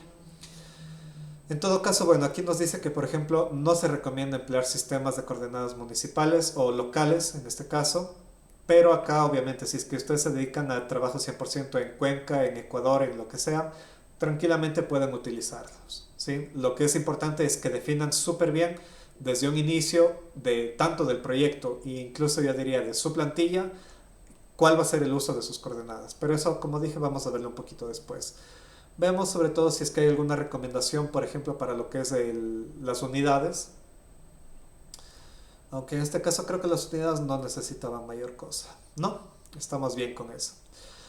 Vamos con la segunda definición que tenemos que tener súper clara en el proyecto. Y bueno, yo sé que un proyecto cuando nace desde cero, desde la parte conceptual, no está 100% definido, pero sí es bueno tener ya una idea sobre esto, que son los niveles. Los niveles a la final que van a hacer referencia es a esto de aquí, que significa que vamos a definir cada uno de los pisos que vamos a tener en el proyecto. Ahora, aquí hay que ser un poquito cuidadosos, sobre todo para aquellos que fueron usuarios de ArchiCAD en algún rato, o que son todavía en ArchiCAD usuarios. En ArchiCAD hay yo diría que es una mala costumbre, porque eso no está bien hecho la forma de definir los pisos en Revit. Y es que muchas veces, por ejemplo, suelen crear un piso para lo que es el entrepiso o para el cielo. Después crean otro piso para lo que es el piso acabado. Crean a veces incluso un piso, como dije, a ver, acá sería el entrepiso de arriba. Otro nivel para lo que es cielo raso. Otro nivel para lo que es piso de estructura. Otro nivel para lo que es piso acabado. Y esto sí, quizá es una de las peores prácticas que puedan tener en un modelo. Usualmente el piso es uno solo, el nivel es uno solo y hay que hacer aquí sí referencia otra vez a qué, a su metodología, a su forma de trabajo. Vamos a empezar a setear entonces esto. Bueno, veamos un poquito qué nos dice por aquí. Nos dice que cada edificio se desarrolla como un archivo independiente. Esta partecita primero de que cada edificio es un archivo independiente también es un poquito importante porque vamos a ver ya después, mientras más complejo se va haciendo el modelo, de que existe lo que se llaman los contenedores fundamentales de un proyecto BIM. Eso tiene que ver con la escala de los proyectos. Entonces, usualmente los contenedores, por ejemplo, a manera de resumen, como parten, suelen ser el terreno, es el contenedor más grande a veces, de ahí se va achicando y puede ser parcela incluso, de ahí puede ser edificio, y de ahí se va achicando ya a lo que es piso, a lo que es un cuarto, etcétera, etcétera. Entonces son los diferentes niveles de contención que va teniendo el proyecto.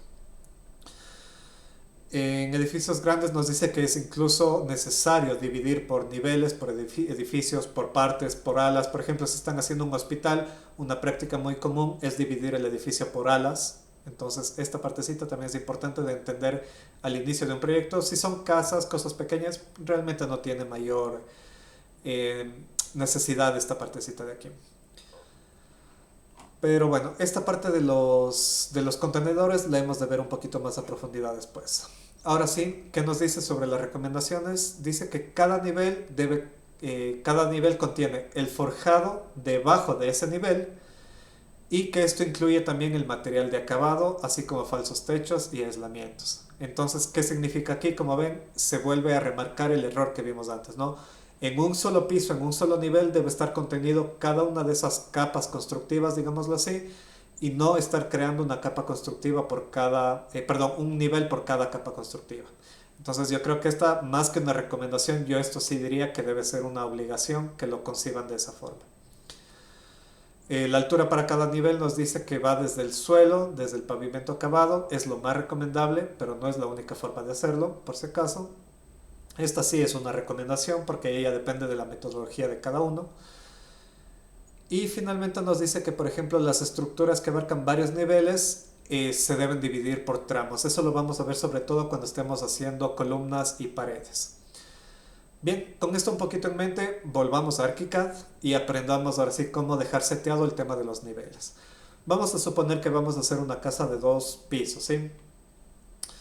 ¿Cómo empezamos a manejar los niveles? Tenemos acá en nuestra barra de navegación, tenemos todo lo que son las plantas, elevaciones, secciones y todo lo que vayamos creando.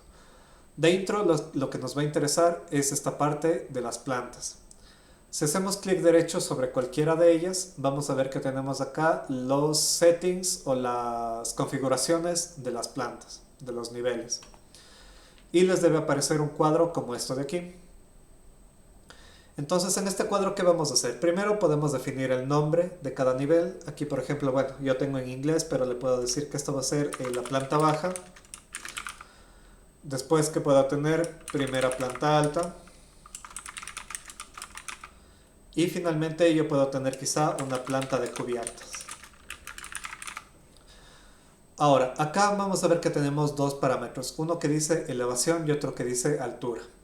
La elevación tiene que ver siempre con respecto al punto cero, por si acaso. ¿Sí? Entonces es acumulativa la final. En cambio, lo que es la altura de la planta significa entre cada uno de los niveles. ¿Qué me está diciendo aquí entonces? La planta baja me dice primerito que está en el nivel 0, sería la planta de menor, digamos, en este momento es la de menor altura, y me dice que esta planta tiene 3 metros de alto, ¿sí? Libres.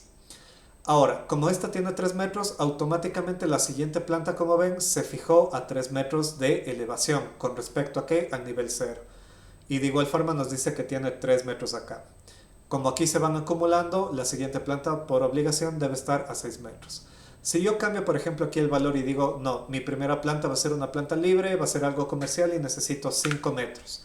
Van a ver que automáticamente la siguiente planta necesita sí o sí cambiar de altura y se van acumulando las alturas en las diferentes elevaciones.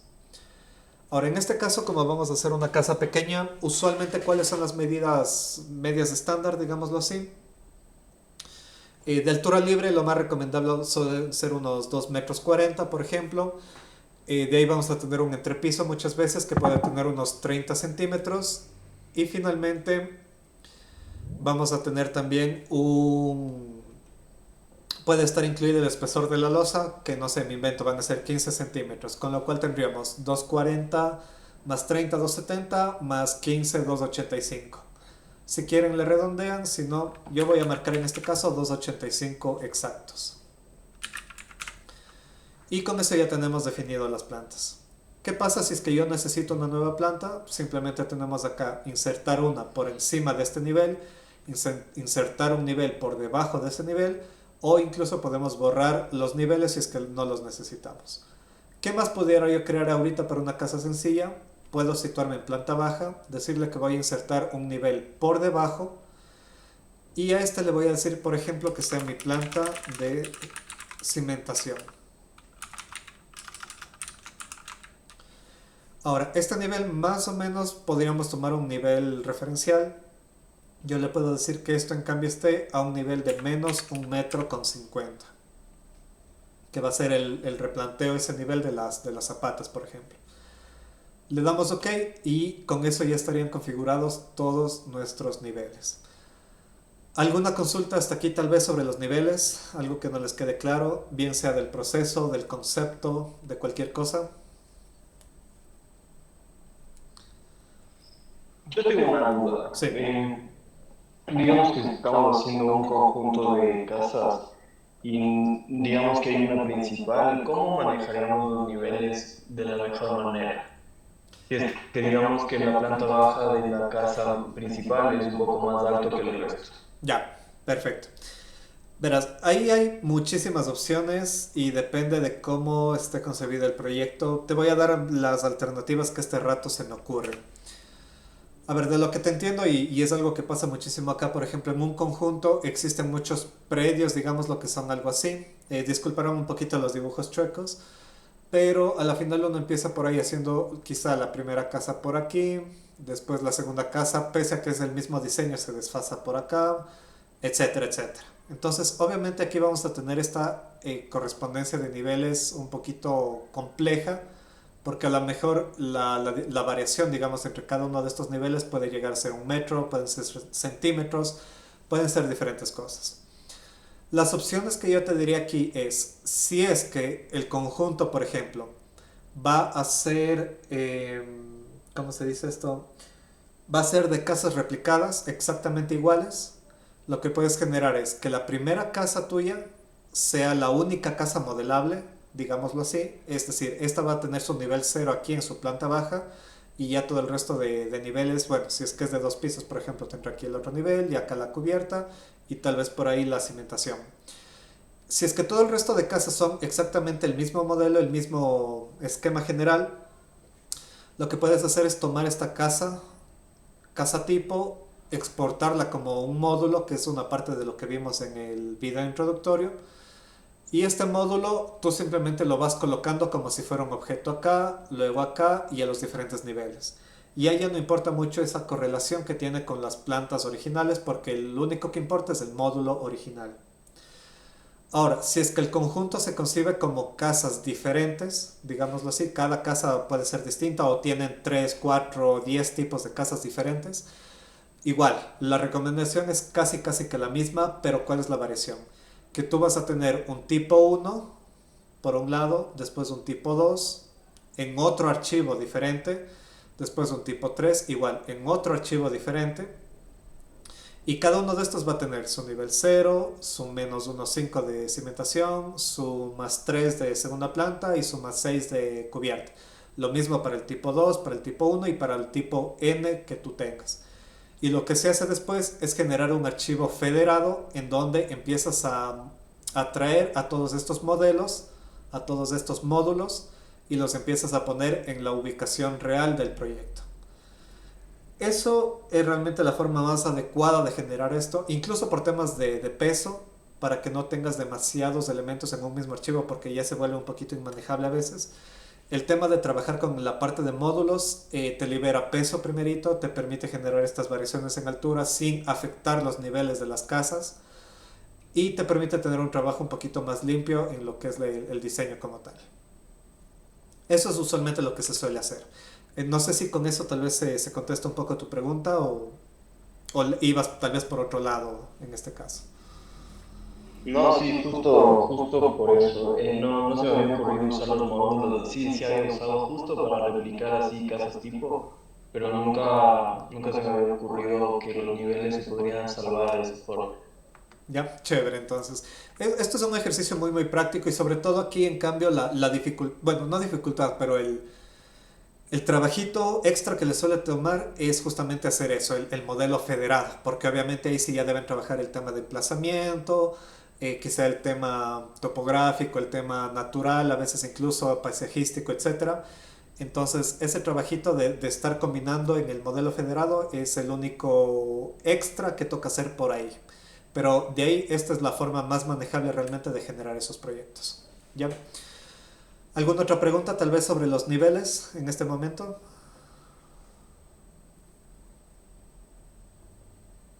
Queda súper claro entonces.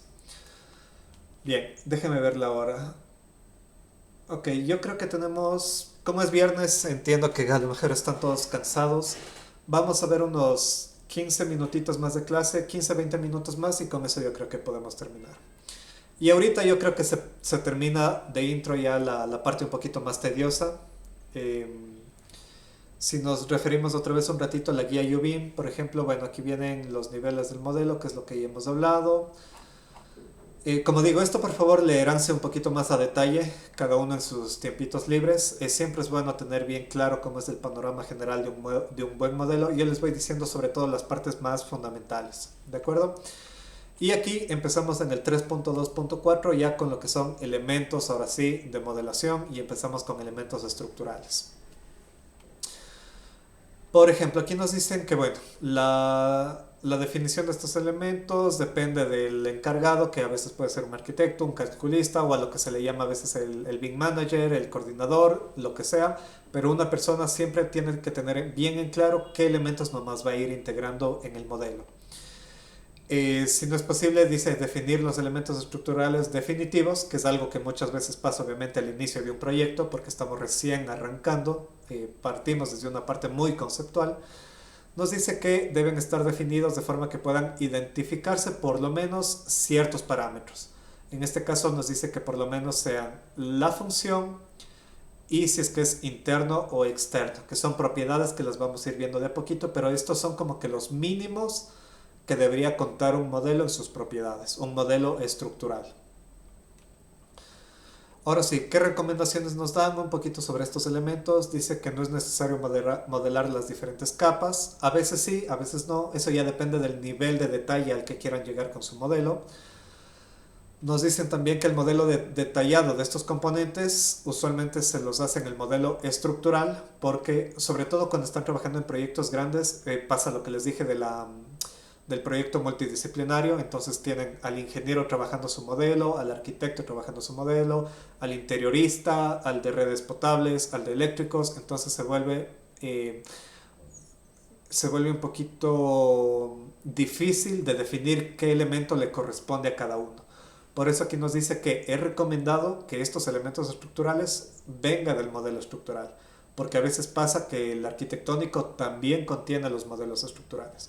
Si ustedes trabajan obviamente solos o quizá en una oficina pequeña, es posible que ustedes mismos se encarguen de generar obviamente todos los modelos.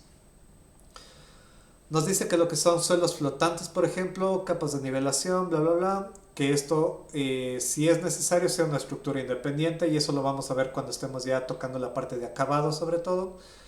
Y finalmente que los huecos se utilizan usando dimensiones nominales por lo general y que no es necesario utilizar las reales. ¿Ya?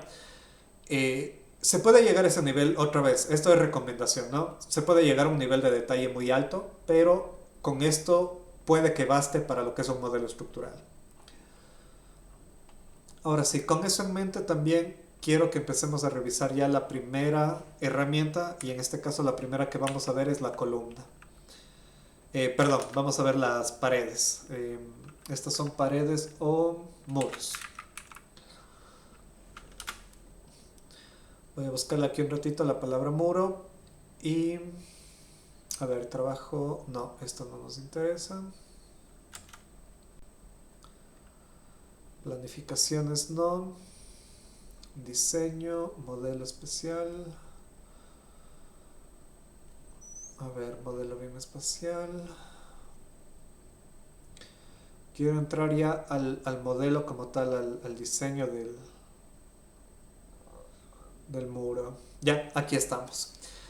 Si nos saltamos por favor al 3.4.5.2, si se fijan tenemos aquí el modelado ya de los elementos constructivos, ahora sí como tal. Y aquí el primero que nos menciona son los muros. Nosotros vamos a partir de aquí, ¿de acuerdo? Nos dicen entonces cómo deberíamos realmente modelar un muro. Los muros primeritos se modelan de preferencia con la herramienta muro. Ya después les voy a explicar por qué digo de preferencia. No siempre las cosas que modelamos son lo que la herramienta fue, y eso lo vamos a ver cuando estemos viendo el sistema de clasificaciones, pero preferiblemente que el muro siempre se modele con muro. Después nos dice que la cara superior del suelo, desde ahí debe nacer lo que es el muro como tal, desde la cara superior del suelo acabado. hasta la cara inferior del forjado superior, es decir, hasta la parte baja de la siguiente losa. Obviamente eso de que depende también del sistema constructivo, porque si están haciendo un muro de ladrillo, prácticamente sí o sí debería ir de losa a losa estructural, pero si están haciendo quizá una partición de gypsum, por ejemplo, puede que no sea necesario llegar hasta el final o hasta la parte superior. Nos dice también que los niveles, aunque deberían extenderse, a ver, esto no. Ya, esto sí puede ser importante. Nos dice que en la mayoría de casos, pero otra vez no siempre, la estructura del muro incluye todos los subcomponentes, es decir, todas las capas que pueda necesitar ese muro. Y que a veces sea conveniente dividir a los muros en diferentes componentes o en diferentes capas. Ahí de qué va a depender un poquito otra vez del objetivo que vayamos teniendo. Ahora, las principales recomendaciones que nos dan en los muros, que son que los muros de varios niveles se modelan independientemente. Esta ténganle muy en mente, porque esta es una de las cosas que sí considero súper importante que se hagan sí o sí en cada modelo, y ya vamos a entender cómo trasladamos eso a ArchiCAD también. Y lo segundo que sí considero yo también que es una obligación es esto de aquí, que la división, a ver, esta división es... Ya, que la división no es adecuada en todos los casos y los muros que se prolongan por encima o debajo de los límites de un nivel pueden dividirse ilógicamente en diferentes medidas imprecisas. Ok, ahorita quizá el concepto es un poquito vago, pero traslademos esto ahora hacia ArchiCAD, ¿de acuerdo? Y para eso empezamos, ahora sí arrancamos con la primera entidad tridimensional, que es la de pared o la de muro. Muro, vamos a ver que existen 4 métodos geométricos. El primero, que es un método geométrico lineal, y esto se parece o es exactamente lo mismo a lo que veíamos con líneas, ¿de acuerdo? Tenemos un muro simple, que sería una línea simple. Tenemos muros continuos, es decir, varios segmentos continuos, como hubiera sido la línea. Tenemos el rectángulo, otra vez, que ya lo conocemos de las líneas, y tenemos también el rectángulo inclinado, que igual, lo vimos ya con las líneas.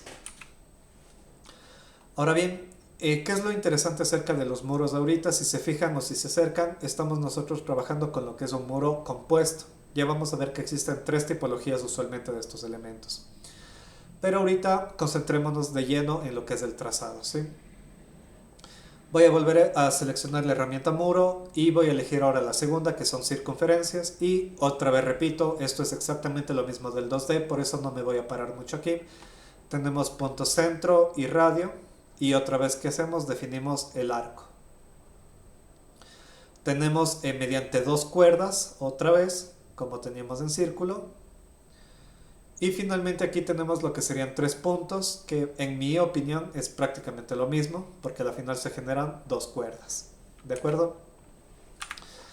El tercer método geométrico es en cambio para generar un muro trapezoidal, pero eso sí, mucho ojo. Este método de aquí es un muro trapezoidal en planta, visto en planta.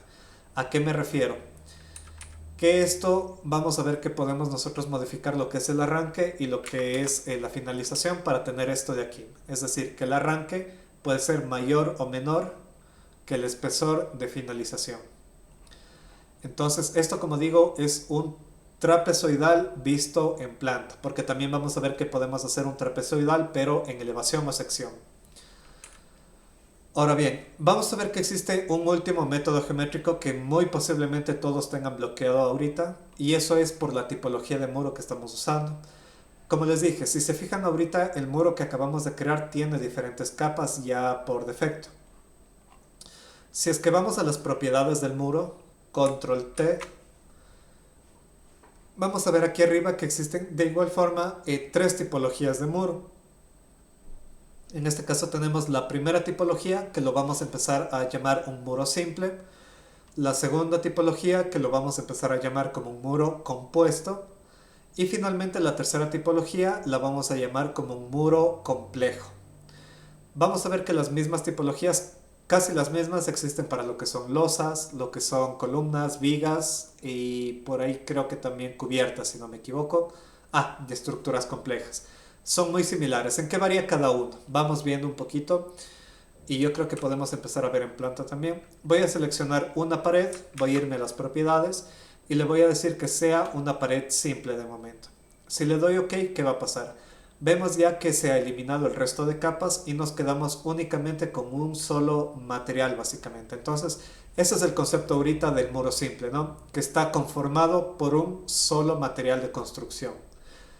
Esta palabrita o este concepto de material de construcción, ténganlo bien claro en mente, porque vamos a ver que existen 2 o incluso 3 tipos de materiales distintos en ArchiCAD, aunque a veces se lo llama de otros nombres, pero el material de construcción es esto, es como decir la composición real del elemento. Ahora, el segundo era el compuesto, que ya lo vimos acá, es simplemente las diferentes capas, y el tercero, que es el complejo, y este sí quizás sea un poquito avanzado ahorita para reconocerlo, pero lo vamos a ver un poco después, ¿de acuerdo?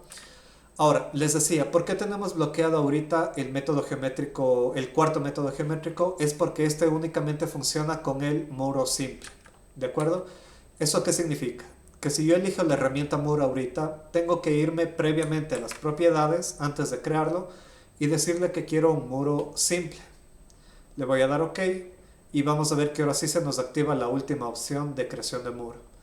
Con este muro, ¿cuál es la finalidad? Que nosotros podamos generar cualquier forma que se nos ocurra. Por ejemplo, voy a generar algo así como picos. Y que esto de aquí, el programa lo extruya en elevación y nos genere ya lo que sería el muro. Ahorita si es que nos vamos un ratito, ahora sí vamos a empezar a manejar el 3D. Si se fijan, acá arriba viene por defecto ya las pestañas de 3D y puedo hacer clic en la pestaña 3D de todo y vamos a ver ya todos los elementos que hemos creado aquí. ¿Cómo nos movemos un poquito en 3D? Simplemente con el scroll, lo mismo de antes, acercamos o alejamos. Igual que en 2D, si presionamos el scroll podemos desplazar la ventana. Y aquí creo que lo único que se añade es la rotación. Para rotar mantenemos presionado Shift y presionamos el scroll y desplazamos. Y con eso hacemos una rotación. Como ven, aquí yo tengo mis muros complejos que están hechos por capas. Tengo por acá mi muro simple, que es un solo material si se fijan. Y tengo por acá también mi otro muro simple, pero este muro tiene esta forma personalizada. Eso es lo importante de esta herramienta. ¿Ya? Hasta ahorita, ¿alguna consulta quizá?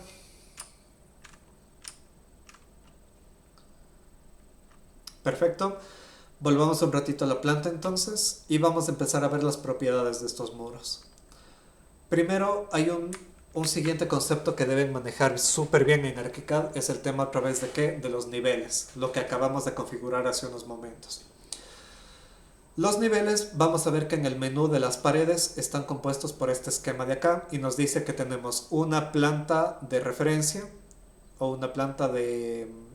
¿cómo le llaman en español? No sé si alguien entiende en español que me ayude el término exacto de esta partecita de aquí abajo.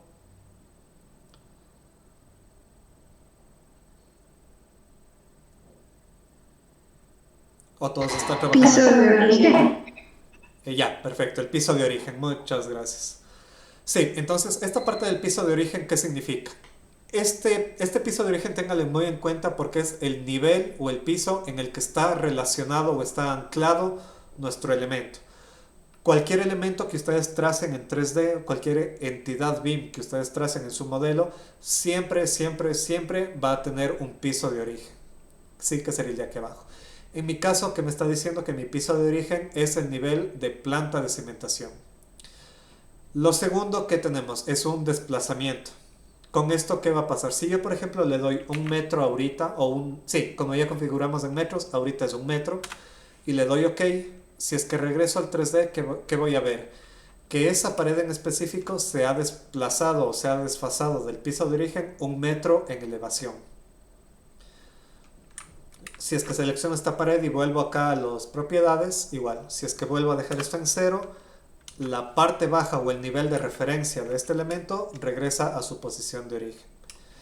Esta línea azul que ustedes pueden ver al seleccionar un elemento es súper importante, es el eje de referencia de cualquier elemento y vamos a ver que mediante el eje se pueden hacer muchísimas otras operaciones o opciones de modificación.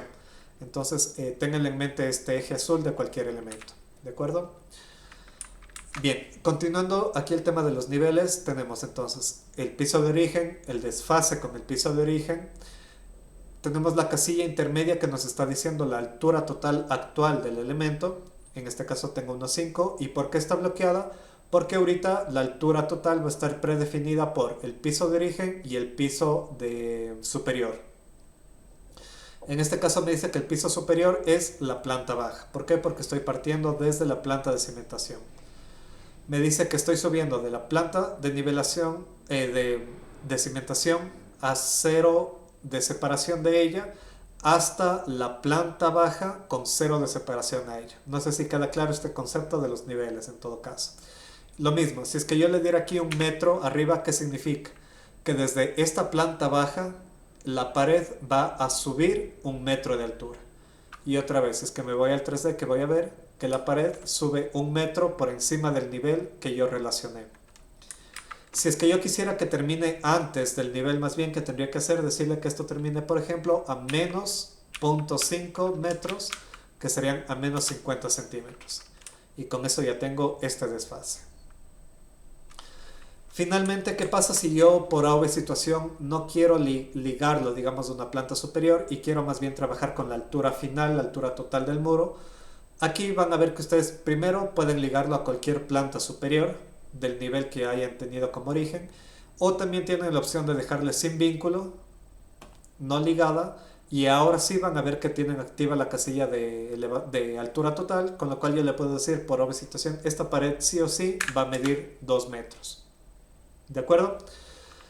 Ahora, ¿cuándo es conveniente y cuándo no es conveniente dejarle no ligado, por ejemplo? O cuándo es conveniente dejarlo ligado, por ejemplo, a la planta siguiente.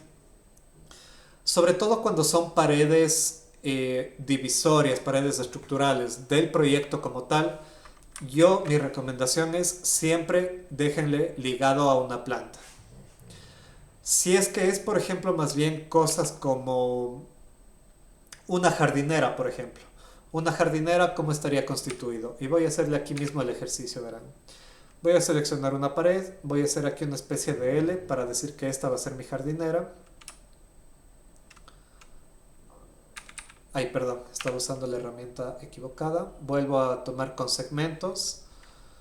Ahora sí, voy a decir que mi jardinera viene por aquí, hasta acá y hasta acá. Si es que regreso al 3D, tendría esto de acá. Entonces, ¿qué pasa con una jardinera? La altura casi siempre va a ser la misma, no tiene por qué estarse ligando a una planta superior. Entonces yo a esta jardinera le puedo decir que mida, que no esté ligada y que mida, no sé, unos 50 centímetros. Y ya tendría esto de aquí en mi proyecto. Ahora, ¿qué pasa o por qué es importante que ustedes definan qué elementos sí van a estar vinculados? Supongamos que por normativa ustedes concibieron un proyecto, no revisaron la normativa y al final para la aprobación ustedes ven que de los grandes espacios que concibieron de 3,60 metros de altura que iniciaron modelando, la normativa les dice que pueden llegar solo hasta los 15 metros de alto totales y ustedes ya se pasaron hasta los 18. ¿Qué toca hacer en esos casos? Obviamente empezar a reducir los niveles de las plantas de cada uno de los pisos. ¿Y qué va a pasar? Si se fijan, si es que yo regreso acá, clic derecho, settings de los niveles, y le digo por obvia situación, ahora esta planta ya no me puede medir 1,50 metros, ahora tiene que medir 1 metro nada más. Aquellas paredes que estaban ligadas van a ver que cambian automáticamente su altura y ahora tienen solamente el metro. Ahora, imagínense que ninguna de estas paredes hubiera estado ligada y les tocaba hacer ese cambio. ¿Qué les hubiera tocado hacer? Empezar a cambiar manualmente a todas las paredes el nivel relacionado o cambiar manualmente la altura. Con lo cual obviamente hubiera sido un trabajo súper largo y una revisión muy profunda que les hubiera tocado hacer. Entonces un poquito esa es la idea de saber cuándo sí y cuándo no dejar ligado los niveles. Pero repito, siempre que sean paredes, sobre todo estructurales y aquellas divisorias fundamentales del proyecto, déjenle siempre ligado. Y aquellas que sean ya cositas así, por ejemplo, mobiliario, jardineras, ¿cuál más se me ocurre ahorita?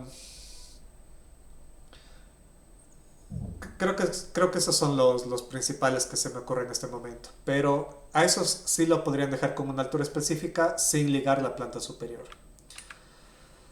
No sé si de aquí alguna consulta hasta ahora sobre el tema de los niveles.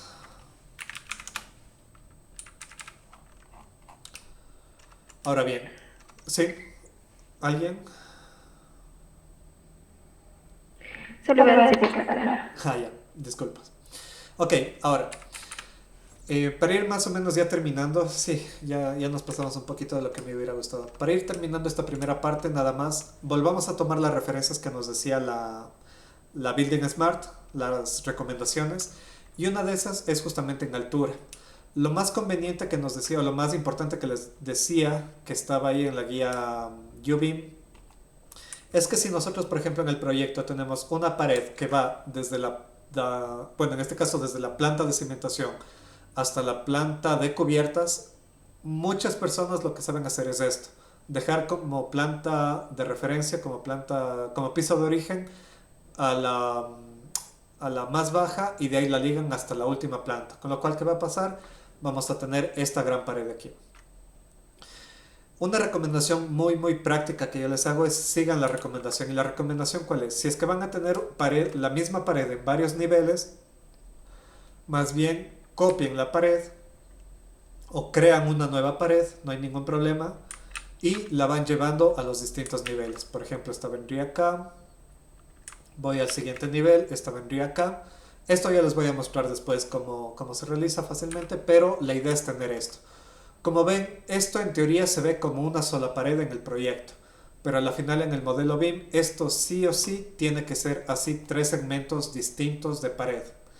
Esto les va a facilitar muchísimo gráfica, les va a facilitar muchísimo cuantificación, les facilita sobre todo también el tema de anclaje de lo que son vanos, es decir, puertas y ventanas.